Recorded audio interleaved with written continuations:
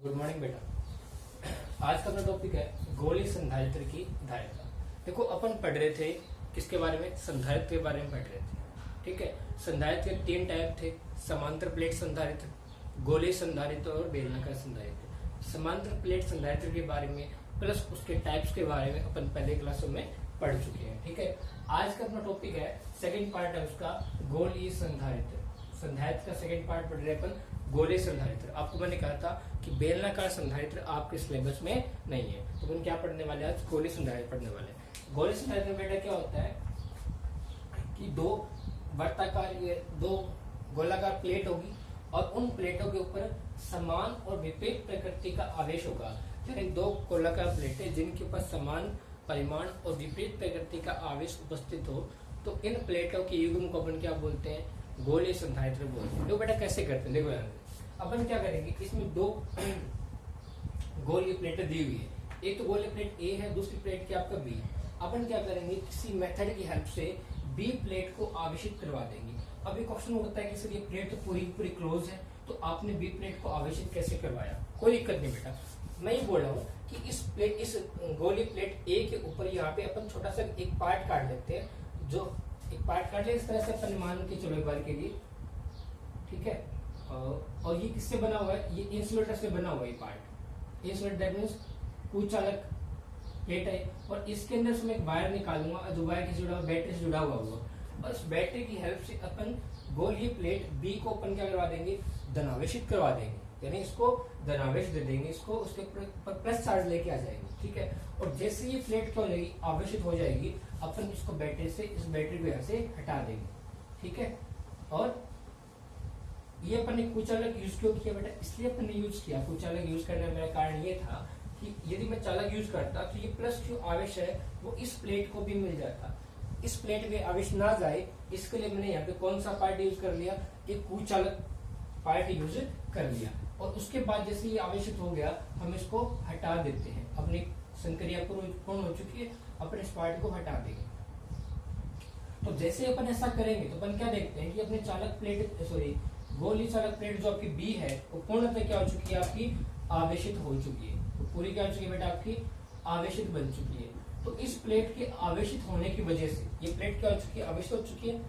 इस प्लेट के आवेशित होने के कारण आप देखो अपन ने केवल चालक प्लेट गोलीय चालक प्लेट बी को ही आवेशित करवाया है, अब ए को किसी प्रकार का आवेश नहीं दिया है।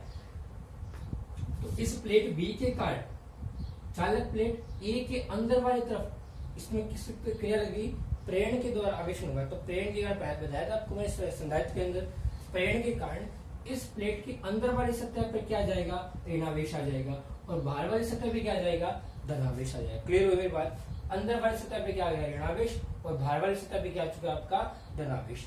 और फिर अपन क्या करेंगे, बाहर वाली प्लेट को भू संकल्पित कर देंगे, यानी इसको अर्थिंग कर देंगे। अर्थिंग की वजह से क्या होगा, अंदर से इलेक्ट्रॉन आएंगे, उस बाहर वाले सारे प्लेट क्या कर देंगे, डिस्चार्ज कर देंगे। तो इस प्लेट में केवल 2 प्रकार के आवेश रहेंगे, अंदर की तरफ ऋणावेश और इस प्लेट के बाहरी तरफ क्या रहेगा, धनावेश। तो एक ऐसी चालक प्लेट बन जाएगी, यानी एक ऐसी गोलीय चालक प्लेटें बन जाएगी जिनके ऊपर जो आवेश का मान होगा परिमाण में समान होगा और प्रकृति में क्या होगा, विपरीत होगा। और ऐसी गोलीय चालक प्लेट को अपन क्या बोलते हैं, गोलीय संधारित्र बोलते हैं। क्लियर हुई बेटा मेरी बात, ओके। ये भी चालक है और ये वाली भी क्या है, चालक। याद रखना अपन इसको अर्थिंग कर चुके हैं, जिस वजह से बाहर वाली प्लेट में किसी प्रकार का कोई चार्ज नहीं है। यहाँ पे चार्ज की वैल्यू कितनी है, 0 है, केवल चार्ज इसके अंदर की हुआ। दूसरी बात क्या बोल रहा हूँ, इस चालक प्लेट के अंदर आवेश कितना है, 0 है। इस प्लेट के अंदर आवेश कितना है, 0। यदि इसके अंदर आवेश 0 है तो विद्युत क्षेत्र कितना होगा, 0 होगा। क्लियर है बेटा बात। दूसरे में क्या बेटा, इसका सेंटर मान लेते हैं, O इसका सेंटर मान लेते हैं। इसका सेंटर कितना है, O, इसका सेंटर O है। तो इस सेंटर से बड़े वाले गोले की त्रिज्या है R1 और छोटे वाले गोले की त्रिज्या कितनी है, R2। इस वाले गोले पर जितना आवेश है उतना ही आवेश इस गोले पे है। यदि इस पे प्लस आवेश है तो इसको प्लस क्यू से डिनोट कर दिया, या माइनस आवेश है तो इसको मैंने माइनस क्यू से डिनोट कर दिया। ठीक है, इसके अंदर इस गोले के अंदर किसी प्रकार का आवेश नहीं है, तो आवेश की वैल्यू कितनी होगी, 0 हो चुकी। क्लियर हो बेटा। अब देखो इसके अंदर आवेश तो नहीं है, आवेश की वैल्यू तो 0 है, चार्ज तो 0 है, लेकिन इसके अंदर कुछ ना कुछ क्या है, विभवांतर है। विभवांतर का मान तो होगा ना। अब देखो, अब हम क्या करते हैं, चालक गोले ए के कारण विद्युत विभव का मान। चालक गोले ए के कारण विद्युत विभव निकालते हैं। विभव कैसे निकलता है? बी का बी के क्यों पुनः होता है ना। तो चालक गोले ए पर अंदर की तरफ आवेश कितना है? माइनस का। तो सारा आवेश अंदर क्या है? माइनस है। तो आवेश का मान कितना आएगा? माइनस का क्यू आ जाएगा। तो अपॉन में देखो चालक गोले ए की त्रिज्या कितनी है आपकी? r1 है। तो त्रिज्या कितनी आ जाएगी? r1। इक्वेशन नंबर कितनी आ जाएगी? a। और ये उसको क्या मान लेते हैं? v1 मान लेते हैं। देखो चालक गोले ए की बात कर रहा हूं मैं, और चालक गोले ए की त्रिज्या कितनी है? r1। तो त्रिज्या कितनी होगी? r1। अंदर की तरफ भाई आवेश कितना? तो बाहर वाला 0 हो चुका है, इसको अपने अर्थ करवा दिया। अंदर आवेश कितना बचा? Minus Q. तो फॉर्मूला क्या होता है? के क्यू अपन आर होता है। तो क्यू की जगह आ गया माइनस का क्यू आ गया, यानी v1 का मान कितना आ गया? माइनस का के क्यू अपॉन में आर। इक्वेशन नंबर कितने आ गया बेटा? ए का। इसी प्रकार चालक गोले बी के कारण विद्युत विभव, ये कितना है बेटा आपका? v2 आएगा। चार्ज कितना प्लस का, तो क्या आएगा? के क्यू अपॉन में आर। इक्वेशन नंबर कितने आ गया आपकी? 2। तो जैसे पूछा जाए कि बेटा कुल विभव का मान कितना है, इस पे कुल विभव कितना है, तो कुल विभव का मान कितना है बेटा? कुल विभव का मान आएगा, दोनों का योग कर दो आप, v बराबर क्या बनेगा? v1 प्लस में v2। v1 v2 जोड़ दो, यानी क्वेश्चन नंबर 3 बोल देते हैं। तो अपन क्या बोलेंगे? समीकरण नंबर 1 और 2 से मान समीकरण नंबर 3 में पुट करने वाले हैं। तो v का मान बेटा अपने पास में आया, v बराबर v1 का मान कितना है? ये रहा माइनस का के क्यू अपॉन में r1। v2 का मान कितना है? के क्यू अपॉन में r2। प्लस वाला इधर लेते हैं, माइनस वाला इधर ले जाते हैं। तो v का मान कितना बचा? v बराबर के क्यू अपॉन में r2 माइनस का के क्यू अपॉन में r1। कुछ चेंज नहीं होगा। दोनों में क्या चीज कॉमन आ रही है? दोनों में बेटा के क्यू कॉमन आ रहा है, ले लो आप। तो अंदर बचेगा के क्यू, यहाँ पे बच गया 1 upon r2 minus 1 upon r1 equal है b। कैसे b का मान आएगा? के क्यू और के क्यू, दोनों का एलसीएम कितना आएगा? r1 r2। यहाँ से आएगा r1 माइनस में r2। इक्वेशन नंबर कितने बोल देते हैं इसको? अपन 4 बोल देते हैं। ओके, 4 नंबर इक्वेशन आ चुकी है।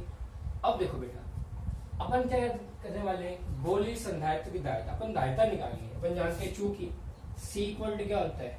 q अपॉन में v। तो अपन यहाँ पे v का मान पुट कर देंगे क्वेश्चन नंबर 5 के अंदर। तो c का मान कितना आएगा? जो q का q रहेगा, और v का मान कितना दिया भाई? ये समीकरण नंबर 4 किसका मान है? ये v का मान है आपके लिए। ओके, तो v का मान पुट कीजिए आप। k का k, q का q। तो देखो यहाँ पे आएगा r1 माइनस में r2, और ये वाला पार्ट चला जाएगा ऊपर, r1 r2। q से q क्या हो जाएगा आपका? Cancel out. चलो ठीक है, अपन c की वैल्यू पुट c। अपन जानते हैं k का मान क्या होता है? 1 अपॉन 4 पाई एप्सिलॉन नॉट। तो 1 आएगा नीचे, वो जाएगा ऊपर, तो बनेगा 4 pi epsilon not r1 r2 divide by r1 minus में r2। ये किसका मान आ गया? गोलीय संधारित्र की धारिता का मान आ गया।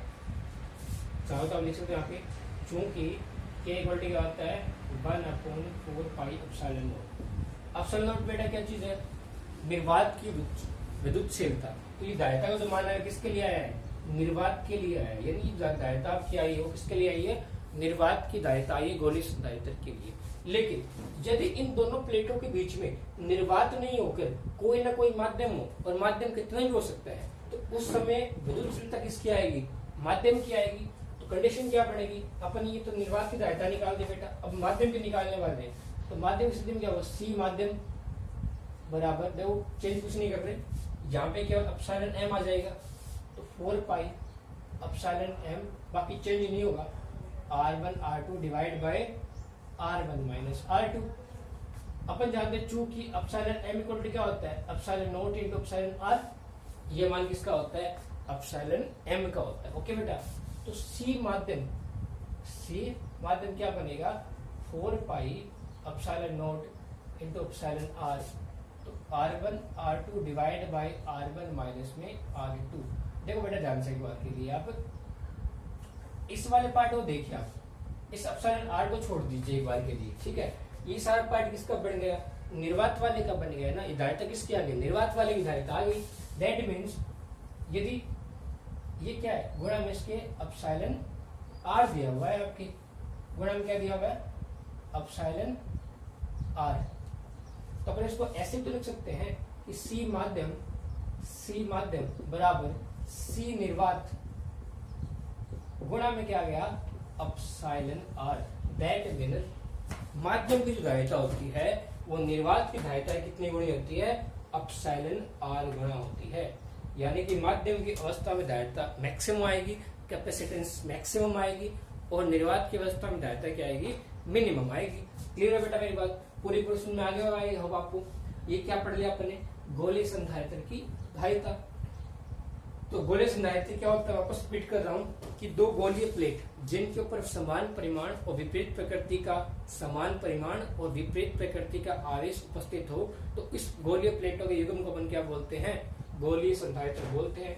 इसके अंदर भी आवेश कितना है, 0, और इसके अंदर भी आवेश कितना है, 0। तो इलेक्ट्रिक फील्ड कितना होगा, 0 होगा। लेकिन पोटेंशियल अपने को फाइंड आउट करना पड़ेगा, यानी कि विभव ज्ञात करना पड़ेगा। चालक प्लेट एक के कारण विभव क्या है, V1, बी के कारण विभव कितना है, V2, दोनों के कारण कुल विभव कितना होगा, V1 प्लस में V2 बन जाएगा। ओके, दोनों को ऐड करेंगे, ये पूरा आपने सोल्व किया। ये धारिता किसके कारण आ गई, निर्वात की वजह से आ गई बेटा, निर्वात की वजह से आ गई। अब अपन माध्यम निकाल रहे, तो माध्यम की अवस्था में एप्सिलॉन नॉट इज क्या आ जाएगा, एप्सिलॉन m आ जाएगा, और अपन वैल्यू पुट करेंगे, रिजल्ट लास्ट में क्या मिला अपने को कि माध्यम की अवस्था में धारिता बराबर होती है निर्वात की कितने गुणा, एप्सिलॉन r गुणा। ठीक है बेटा, आज का अपना टॉपिक फिनिश हुआ, गोलीय संधारित्र की धारिता, और इसी के साथ में आपका संधारित्र के जो टाइप्स है वो क्या हो चुके हैं, फिनिश हो चुके हैं। और आपको मैंने बताया था कि बेलना का संधारित्र आपके सिलेबस में नहीं है, आपको यहाँ नहीं पढ़ना है, बस कुछ नहीं है। आपको बेलना का संधारित्र क्या होता है कि उसका आकार कैसे बन जाएगा, एक बेलन की तरह बन जाएगा, बाकी इसमें कोई चेंज नहीं हुआ। ठीक है बेटा, स्टडी कंटिन्यू के लिए बाय।